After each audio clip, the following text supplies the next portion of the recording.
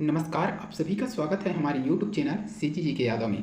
तो आज की इस वीडियो में हम अपेक्स बैंक जो प्रैक्टिस सेट है उसका फर्स्ट पार्ट लेकर आए हैं।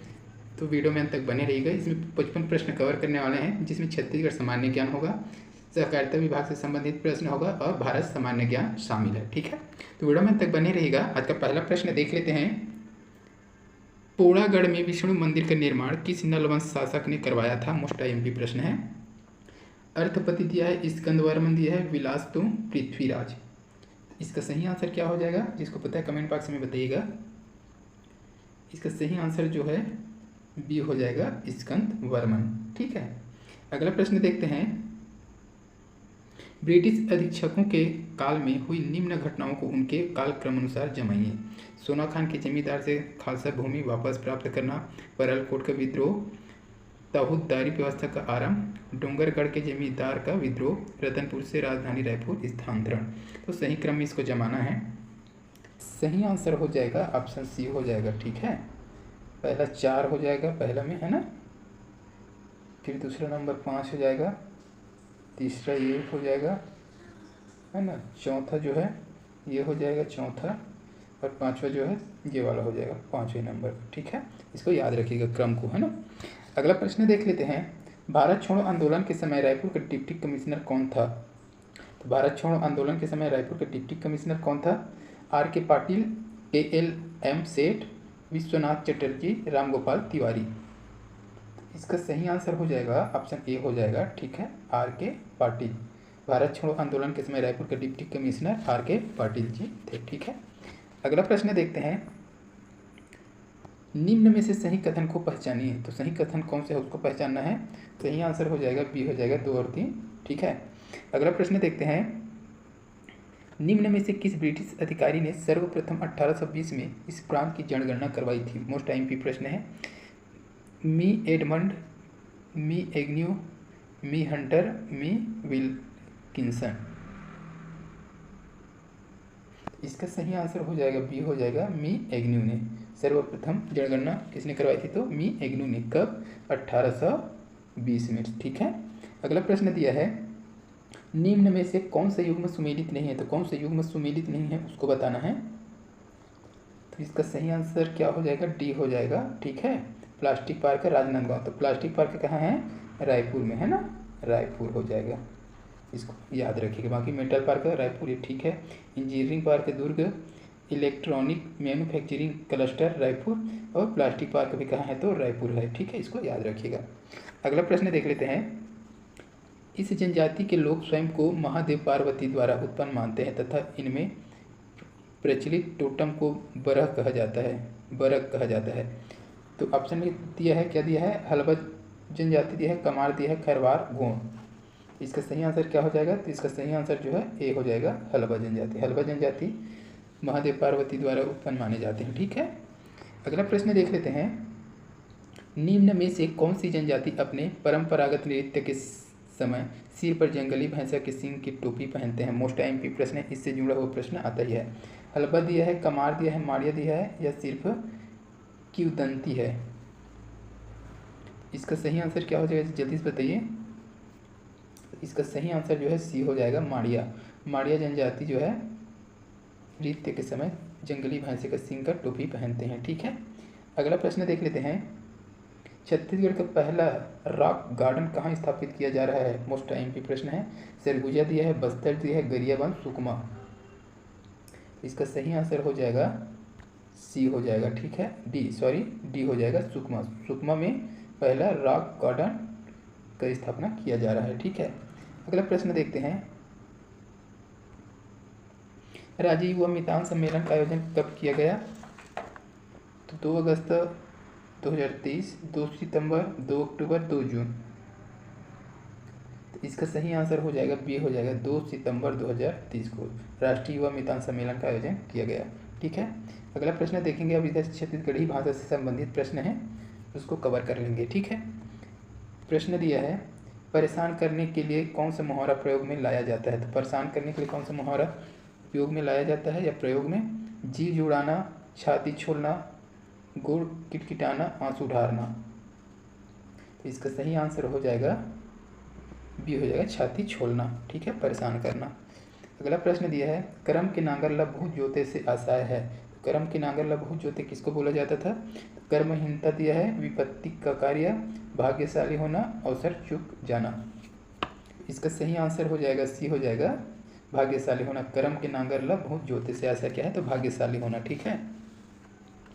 अगला प्रश्न दिया है तरी तलई ऊपर तलई तेमा चूरे बड़े मिठाई, ठीक है। तो पोपची दिया है, प्यूस दिया है, तस्मै दिया है, बोबरा दिया है। इसका सही आंसर जो हो जाएगा बी हो जाएगा प्यूस, ठीक है, इसको याद रखिएगा, बड़े मिठाई। अगला प्रश्न देख लेते हैं छत्तीसगढ़ी भाषा में उल्लू को कहा जाता है। तो छत्तीसगढ़ी में उल्लू को क्या बोला जाता है? गिधवा, घुघवा, टेहर्रा, खेखर्री। तो इसका सही आंसर हो जाएगा बी हो जाएगा, ठीक है, घुघवा। उल्लू को घुघवा बोला जाता है। गिधवा किसको बोला जाता है? तो जो बाज होते हैं ना, गिद्ध बाज, उसको बोला जाता है गिधवा। टेहर्रा जो नीलकंठ पक्षी होता है उसको बोला जाता है, ठीक है, टेहर्रा, नीलकंठ को, ठीक है। खेखर्री, खेखर्री एक प्रकार का जानवर है, ठीक है ना। लोमड़ी, लोमड़ी को बोला जाता है खेखर्री, ठीक है, लोमड़ी को छत्तीसगढ़ी में खेखर्री बोला जाता है, ठीक है, इसको याद रखिएगा। अगला प्रश्न देख लेते हैं न से बना हुआ बहुवचन है। न से बना हुआ बहुवचन कौन सा है?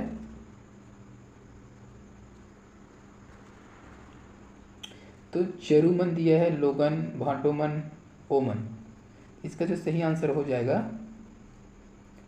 बी हो जाएगा लोगन, ठीक है, यह बहुवचन है, न से बना हुआ बहुवचन है, ठीक है। अगला प्रश्न दिया है छत्तीसगढ़ी में भिंडी को क्या कहते हैं? छत्तीसगढ़ी में भिंडी को क्या कहते हैं? पताल, चुरचुटिया, गोंदली, रमकिरिया। इसका सही आंसर हो जाएगा डी हो जाएगा रमकिरिया। भिंडी को छत्तीसगढ़ी में रमकिरिया बोला जाता है, ठीक है। अगला प्रश्न देख लेते हैं अलकरहा से आशय है अलकरहा। तो इससे आशय क्या है पूछा गया है? तो आलसी, उटपुटांग, मूर्ख, विद्वान। तो अलकरहा से आशय हो जाएगा उटपुटांग। अलकरहा है भारी, उटपुटांग है ऐसा बोला जाता है ना, अजीब, ठीक है। अगला प्रश्न दिया है होशियार के लिए छत्तीसगढ़ी शब्द है। होशियार, होशियार, होशियार, होशियार। जिसको पता है कमेंट बॉक्स में बताइएगा। इसका जो सही आंसर हो जाएगा ऑप्शन सी हो जाएगा, होशियार हो जाएगा, ठीक है। अगला प्रश्न देखते हैं कुकरी उड़ान मुहावरे का अर्थ है। यह एग्जाम में आया हुआ प्रश्न है, तो देख लीजिए एक बार। मुर्गी का उड़ना, थोड़ी ही दूर, संध्या, सुबह। इसका सही आंसर हो जाएगा थोड़ी ही दूर, ठीक है। जिस प्रकार से कुकरी उड़ता है ना थोड़ा दूर, उसी को बोला जाता है कुकड़ी उड़ान। मतलब कुकड़ी कितना उड़ता है, मुर्गी जो है थोड़ा उड़ता है, तो उसी को कुकड़ी उड़ान बोला गया है, तो थोड़ा है दूर, ठीक है। अगला प्रश्न देखते हैं दुबर लद्दू खाली स्थानोक्ति में छूटे हुए अंश का शब्द है। तो क्या हो जाएगा? ऑप्शन देख लेते हैं इसका। जाड़ दिया है, घाम दिया है, आषाढ़ दिया है, पुन्नी दिया है। जिसको पता रहेगा कमेंट बॉक्स में आंसर बताइएगा। तो इसका सही आंसर हो जाएगा आषाढ़ हो जाएगा, ठीक है, दुबर लद्दू आषाढ़, ठीक है। तो इसका मतलब क्या होता है? जो गरीब होता है उसी के ऊपर और विपत्ति का आना हो जाता है। जैसे बोलते हैं ना गरीबी में आटा गिला, उसी को क्या बोला जाता है छत्तीसगढ़ी में? दुबर लद्दू आषाढ़, ठीक है। अगला प्रश्न देख लेते हैं। अब सहकारिता से संबंधित महत्वपूर्ण प्रश्न देखेंगे जो कि एग्जाम के लिए बहुत ही महत्वपूर्ण है, ठीक है। इसमें हम 50 से 55 प्रश्न कवर करने वाले हैं, ठीक है। तो अब सहकारिता अधिनियम में बैंकिंग प्रावधान से संबंधित प्रश्न कवर करेंगे। पहला प्रश्न इसका देख लेते हैं किसी परिसंपत्ति को उसकी कीमत को प्रभावित किए बिना बाजार में बेचने की क्षमता को क्या कहते हैं? मोस्ट आईएमपी प्रश्न है। तो तरलता, एपीआर, रूटिंग, केवाईसी। इसका सही आंसर हो जाएगा ए हो जाएगा तरलता, ठीक है। अगला प्रश्न दिया है डेबिट कार्ड और क्रेडिट कार्ड को और किस नाम से भी जाना जाता है? मोस्ट आईएमपी प्रश्न। हार्ड मनी दिया है, प्लास्टिक मनी, ई मनी, उपरोक्त सभी। तो इसका सही आंसर हो जाएगा ऑप्शन बी हो जाएगा प्लास्टिक मनी, ठीक है। अगला प्रश्न देखते हैं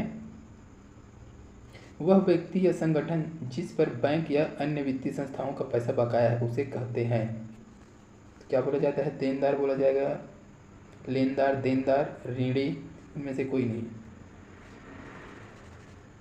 तो इसका सही आंसर हो जाएगा ऑप्शन बी हो जाएगा, ठीक है, देनदार बोलेगा। वह व्यक्ति या संगठन जिस पर बैंक या अन्य वित्तीय संस्थाओं का पैसा बकाया है उसे देनदार बोलेगा, ठीक है। अगला प्रश्न देख लेते हैं। केवाईसी नियमों के बारे में कौन सा कथन सही है? तो कौन सा कथन सही है उसको बताना है।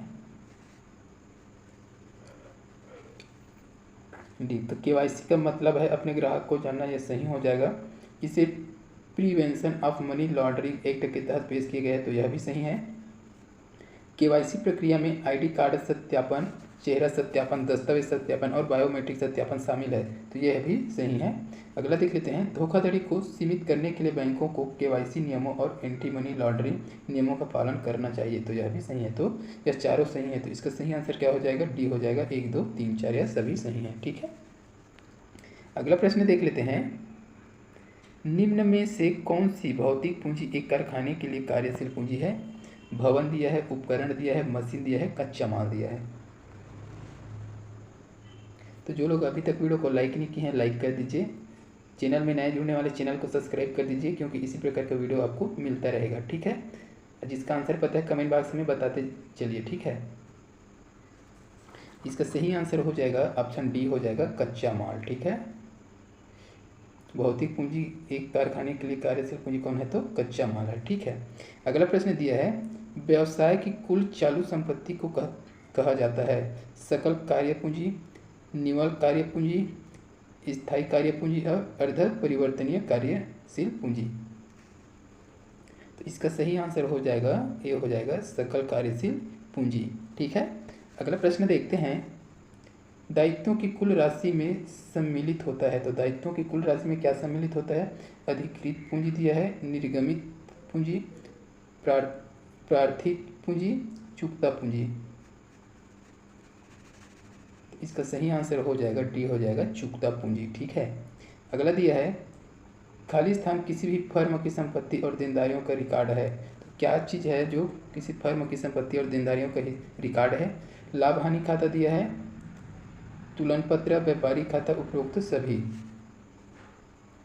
तो इसका सही आंसर हो जाएगा बी हो जाएगा, तुलन पत्र, ठीक है। तुलन पत्र किसी भी फर्म की संपत्ति और देनदारियों का रिकॉर्ड है। अगला प्रश्न देख लेते हैं। देनदारियों के सत्यापन का उद्देश्य क्या है? तो सत्यापन का उद्देश्य क्या है उसको पूछा गया है, तो देख लेते हैं।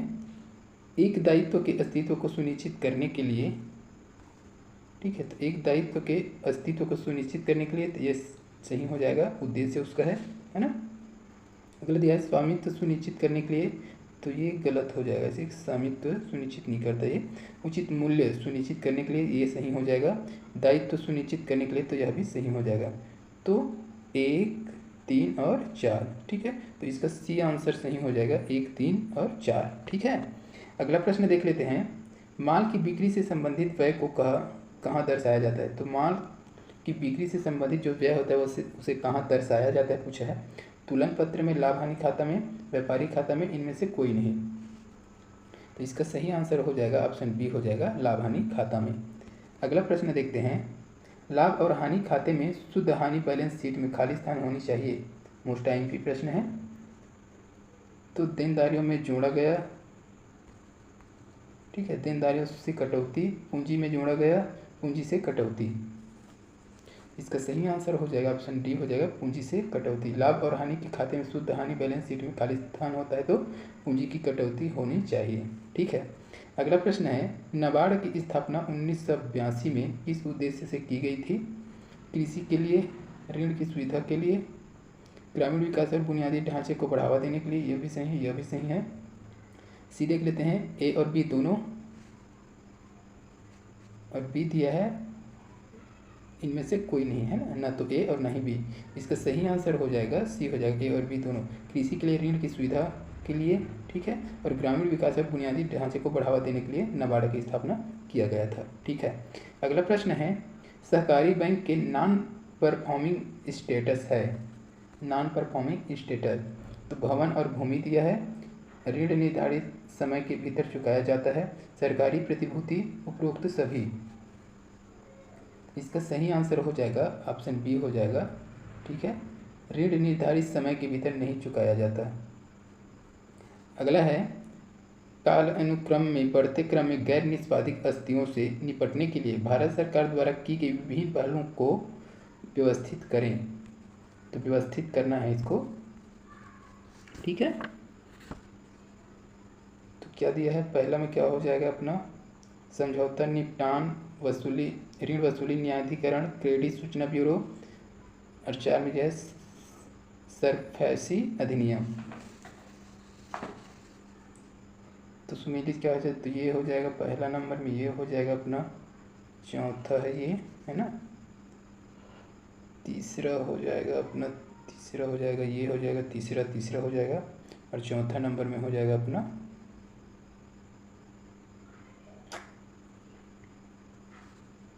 समझौता निपटान। तो इसका सी आंसर जो है सही हो जाएगा, ठीक है ना, सॉरी इसका ए आंसर सही हो जाएगा, एक मिनट ना। तो इसका ए आंसर सही हो जाएगा 2 3 4 1 4, 2 3 1 और ये 4, ठीक है। ऐसा ही इसका क्रम, पहले क्या आ जाएगा, तो ऋण वसूली न्यायाधिकरण, फिर आ जाएगा अपन क्रेडिट सूचना ब्यूरो, फिर समझौता निपटान, फिर सरफेसी अधिनियम, ठीक है। अगला प्रश्न देखते हैं, निक्षेप बीमा और प्रत्यक्ष गारंटी निगम द्वारा बीमा की जाने वाली अधिकतम राशि क्या है? 2 लाख, 3 लाख, 5 लाख, 10 लाख। इसका सही आंसर हो जाएगा 5 लाख, ठीक है। अगला प्रश्न देख लेते हैं, निक्षेप बीमा और प्रत्याशी गारंटी निगम का अध्यक्ष निम्न में से कौन होता है? तो भारतीय रिजर्व बैंक का गवर्नर, भारतीय रिजर्व बैंक का उप गवर्नर, भारत का वित्त मंत्री, केंद्र सरकार द्वारा नियुक्त बैंकिंग क्षेत्र के विशेषज्ञ। इसका सही आंसर हो जाएगा बी हो जाएगा, भारतीय रिजर्व बैंक का उप गवर्नर। क्या होता है? प्रत्यक्ष गारंटी अधिनियम का अध्यक्ष होता है, ठीक है। अगला प्रश्न देखते हैं, निक्षेप बीमा और प्रत्यक्ष गारंटी निगम द्वारा निम्न में से किसका बीमा नहीं किया जाता? किसका बीमा नहीं किया जाता उसको पूछा है। तो व्यावसायिक बैंक, राज्य सहकारी बैंक, केंद्रीय सहकारी बैंक और प्राथमिक सहकारी बैंक।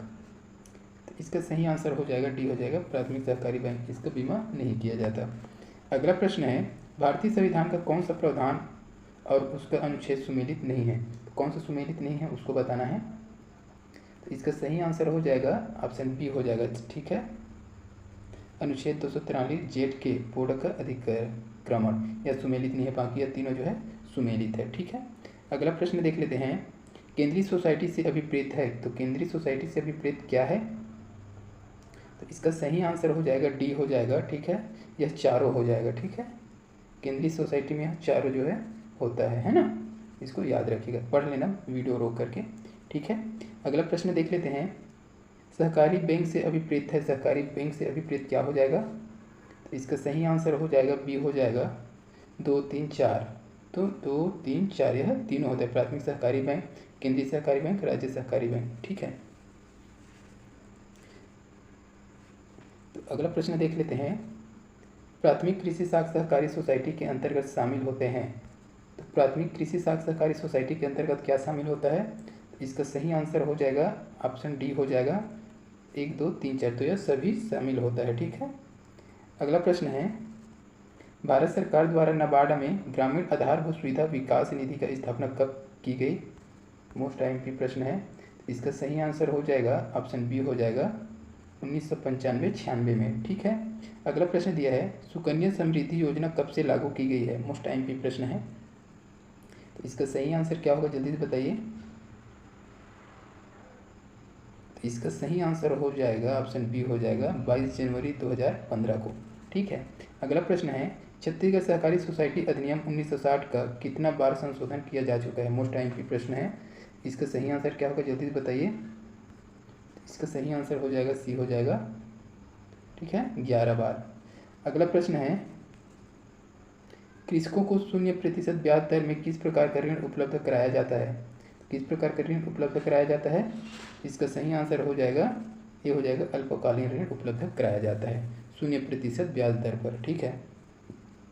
अगला प्रश्न देखेंगे, भारत का सामान्य ज्ञान सामान्य अध्ययन से संबंधित, ठीक है। पहला प्रश्न देख लेते हैं, इनमें से कौन सा सुमेलित नहीं है, तो कौन सा सुमेलित नहीं है उसको बताना है। तो इसका सही आंसर हो जाएगा सी हो जाएगा, ठीक है। गंधक की बावली बलवन यह सही नहीं है, बाकी यह सभी सही है, इसको पढ़ लीजिएगा अच्छे से। अगला प्रश्न है, किशनगढ़ शैली का संबंध निम्न में से किससे है, तो इसका सही आंसर क्या हो जाएगा कमेंट बॉक्स में बताइए। इसका सही आंसर हो जाएगा ये हो जाएगा चित्रकला से। किशनगढ़ शैली का संबंध चित्रकला से है, ठीक है। अगला प्रश्न दिया है, इनमें से कौन सा सुमेलित नहीं है उसको बताना है, कौन सा सुमेलित नहीं है, तो इसका सही आंसर हो जाएगा डी जो है सुमेलित नहीं है, बाकी यह तीनों जो है सुमेलित है, ठीक है। अगला प्रश्न देख लेते हैं, सामान्य स्थिति दृष्टिकोण, चालू साप्ताहिक स्थिति दृष्टिकोण, चालू दैनिक स्थिति दृष्टिकोण और का उपयोग किसके मापन में किया जाता है, मोस्ट टाइम प्रश्न है। इसका सही आंसर हो जाएगा बी हो जाएगा, बेरोजगारी के मापन के लिए उपयोग किया जाता है किसका, सामान्य स्थिति दृष्टिकोण, चालू साप्ताहिक स्थिति दृष्टिकोण और चालू दैनिक स्थिति दृष्टिकोण, ठीक है।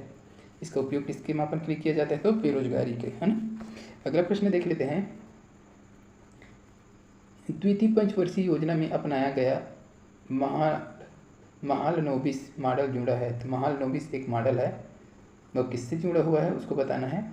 इसका सही आंसर हो जाएगा सी हो जाएगा, ठीक है। बड़े पैमाने पर औद्योगिक विकास, तो बड़े पैमाने पर औद्योगिक विकास से जुड़ा है द्वितीय पंचवर्षीय योजना में अपनाया गया महालनोबिस मॉडल, ठीक है। अगला प्रश्न देखते हैं, लोक लेखा समिति के संदर्भ में निम्न कथनों पर विचार कर सही उत्तर दें, तो इसका जो सही आंसर हो जाएगा ऑप्शन सी हो जाएगा, ठीक है। 1 और 3, तो 1 और 3, ठीक है।